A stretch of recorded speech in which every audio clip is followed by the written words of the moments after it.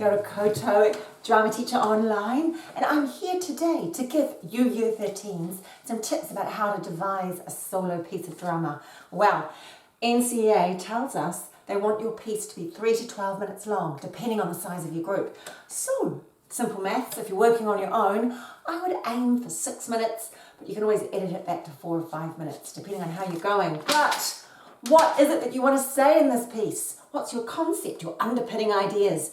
They also want to know what your stylistic choices are to communicate those ideas, but we'll park the stylistic choices for now and we'll work on the underpinning ideas. What are you passionate about? What wakes you up in the morning? What makes you want to go out and protest or write a piece of poetry or a song? Is it an issue? Social, political, historical? Is it a person? Historical, famous, a fictional character from a play, a film, a book? You could use them as your beginning point and then jump off from there. Is it an event, historical or contemporary? Is it a personal story, something your grandparents told you, or something that you've experienced or that you're struggling with, something in your psyche, your imagination? Is it something found, like a quote, a line of poetry, a visual image, a piece of music? All right, start to brainstorm. What do you want to say? What do you want your audience to think, feel, see?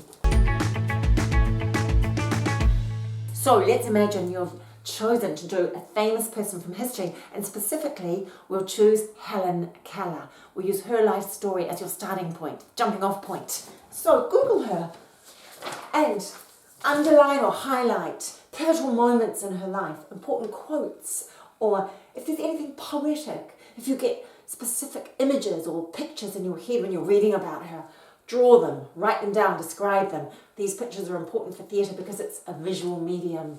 You know, one thing that struck me about Helen Keller that I didn't know prior to reading about her was that she became a social activist fighting for justice, especially for people with disabilities. So it got me thinking about my concept. Is it about overcoming personal difficulty to fight for justice for all, or is it about blindness, and in your piece you want to shine a light to expose injustice? I don't know. Keep writing about it. Write notes down. Brainstorming. See you soon. Hi. How's the research going? I found a play called The Miracle Worker about Helen Keller and Annie Sullivan, her teacher, when she first came to live with the family. She taught her words through signing into her hand. Helen Keller said, when Annie arrived, it was her soul's birthday. She was freed through language. I'm also reading her autobiography. So interesting. So get a big old exercise book or a scrapbook and start to write anything that interests you into it. Draw pictures, cut things out, stick it in. Start to create, gather lots of stuff for your devising process. And as you do that, think about the characters that are emerging, and get up off your chair, away from your computer, out of your head. Have a go at physicalizing these characters. How are their feet touching the ground? Where are their hips? Are they thrust forward or sinking back? Their chest, shoulders. Which part of the body do they lead with when they move through space? How do they move? Are they really relaxed? Do they have a lot of tension in the body? Start to create the character's physicality and their voice. Do they have an accent? Where is the voice? Is it low? Is it high? Have a go. And think of a moment of tension, a pivotal, important moment of intention in this big scrapboarding story that you're starting to accumulate, that you're starting to collect. And play all the different characters in that moment of tension. It could be 40 seconds long. Make it short so you don't freak yourself out. And remember, when you're working solo and you're playing two different characters, you don't have to jump from one side to the other to play the different characters. You can stay in one place, but signify character changing through changed physicality, through changed gesture, through changed voice and accent. Have a go. Good luck.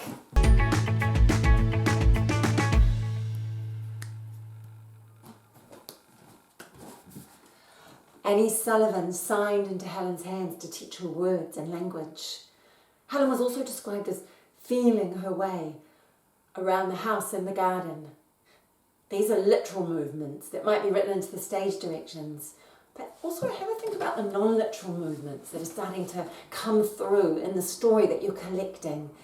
Think about how you might represent an emotion physically, or Themes. Have a go at writing yourself a list of themes. So for example, for Helen Keller, it might be entrapment, freedom, rebellion, fighting. Get up off your chair and shake yourself into your body and have a go at making a sound and movement for each one of those themes. If you feel like an idiot, you're probably in the right place. So for entrapment, it might be for rebellion. Helen was an incredibly rebellious kid. Annie tried to teach her how to eat with a knife and fork, but she would throw the fork and Annie would go and pick it up and bring it back and she'd throw it. She smashed the water pitcher, she'd crawl under the table, Annie would drag her back and plonk her in the chair. Finally, Annie succeeded in getting her to fold her napkin. So, have a go, have a play, find the character movement, find the non-literal movement. It might be useful as the glue between two scenes. It might be useful as a transition, a way of transitioning between different time periods. This leads me to talking about time. So where is your piece set? Is it set in the late 1880s when Helen was young? Is it set now? Are you using your concept to shine a light on some contemporary injustice? Remove the blindness and let people see that contemporary injustice. Start to have a play with this and how you transition between those two time eras, those two eras. And think also about the time period over which your piece is set. Is it set in a 24-hour time period? Is it set over 50 years? Start to have a play with these decisions and get into that movement.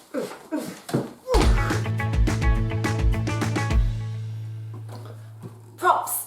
If you're going to use them, endow them as other things as well. So, it's a fork and a napkin. There's a scene in The Miracle Worker where Annie Sullivan is trying to force Helen to use her fork and her napkin like a civilized child. Helen just throws them and won't wear the napkin.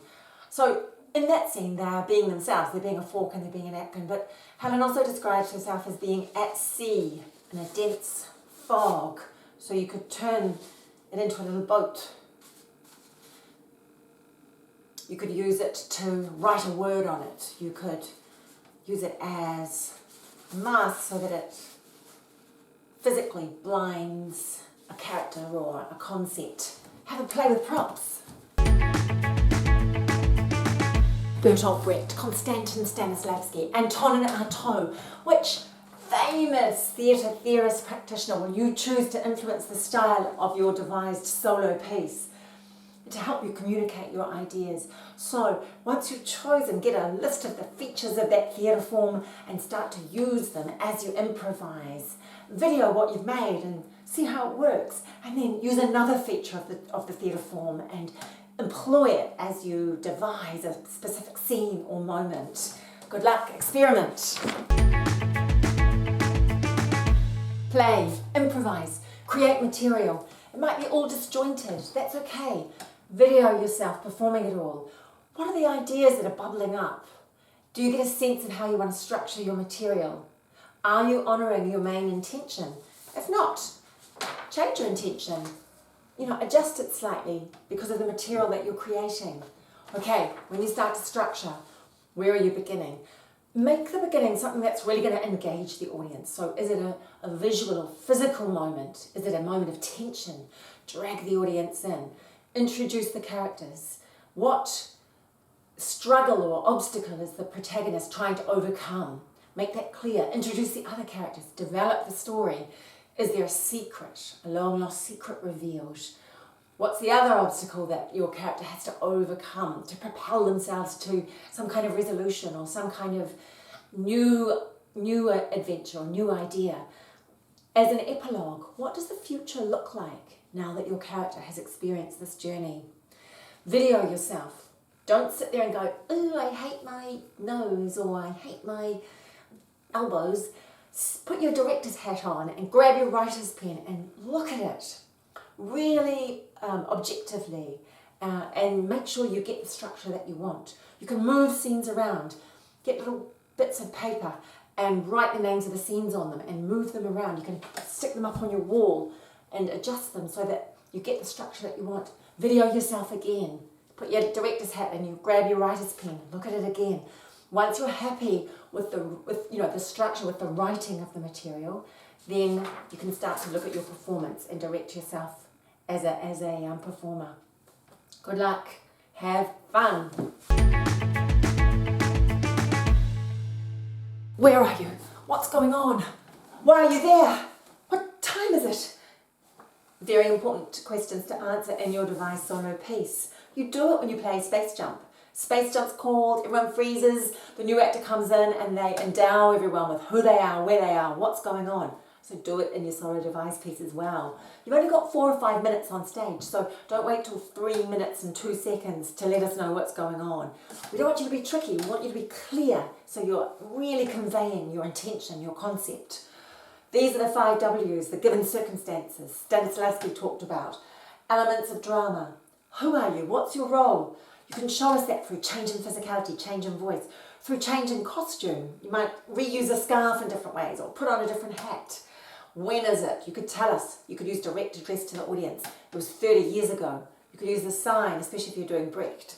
You could use music to let us know where you are. 30 years ago, Costa Rica. In comes the Costa Rican music. Changes the mood, it changes the pace, which is really important too. Wakes the audience up, engages them. Why are you there?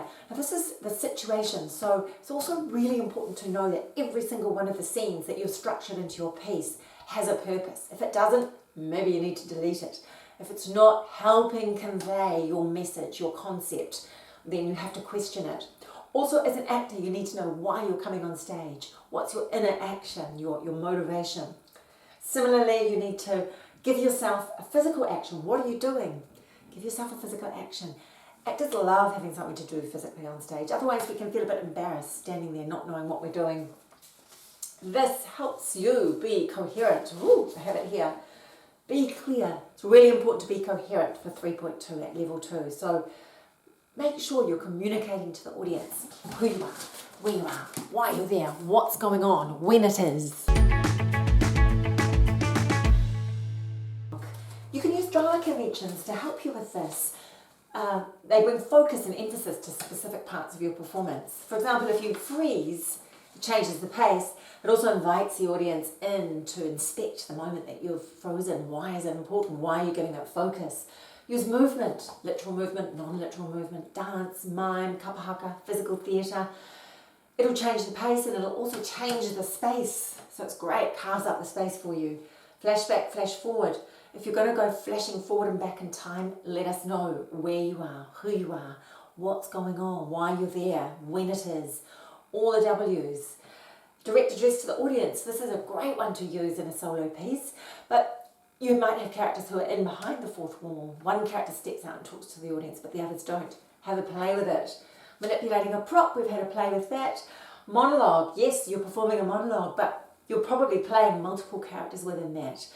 As Year 13s, I'm sure you know lots of other drama conventions, split stage, slow motion, voices aloud. There's so many, so employ them and really employ change in pace as well so that the audience stay engaged and that you have fun.